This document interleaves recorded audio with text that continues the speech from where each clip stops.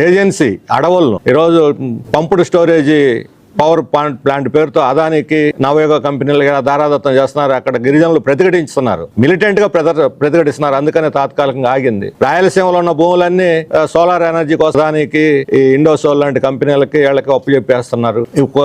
అలాగే పరిశ్రమల పేరుతో విశాఖపట్నంలో కానీ విజయవాడలో కానీ నగరాల్లో ఉండేటువంటి విలువైనటువంటి భూముల్ని విదేశీ కంపెనీలకు అప్పచెబుతున్నారు. అభివృద్ధి అని అంటే విదేశీ కంపెనీలు చేస్తే అభివృద్ధి అవదు.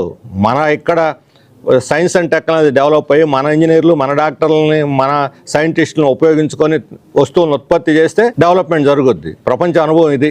ఇప్పుడు ఏం జరుగుతుంది, విదేశీ పెట్టుబడులు దేశం నుంచి వెళ్ళిపోతున్నాయి. మన విదేశాల్లోనే మన వాళ్ళేమో తరిమేస్తా ఉన్నారు. ఉన్న పెట్టుబడులే వెళ్ళిపోతూ ఉంటే కొత్తగా పెట్టుబడులు తెచ్చి ఎవరు డెవలప్ చేస్తారు? ప్రపంచం అంతా ఎలా పోతున్నది, ఎలా మారుతున్నది, ఇది తెలుగుదేశం చంద్రబాబు నాయుడు గారి గమనంలో కూడా ఉన్నట్లేదు.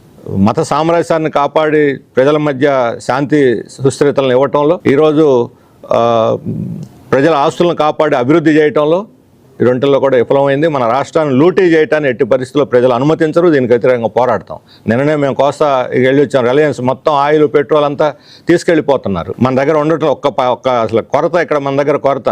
పైప్ లైన్లు వేసి తీసుకెళ్ళిపోతున్నారు. ఇప్పుడు కాజా, మచిలీపట్నం దగ్గర కాజాలో కూడా వాళ్ళు వేదాంత అనే కంపెనీకి ఇచ్చారు. అదానిని ఒకవైపును వేదాంత, ఈ రెండు కూడా బీజేపీ చేతుల్లో, కుడియడమల చేతుల్లో ఉన్నటువంటి సంస్థలు. వాళ్ళని సంతృప్తి పరిచిన అలానే మోడీ ఆదేశిస్తాడు, చంద్రబాబు నాయుడు గారు అమలు చేస్తారు.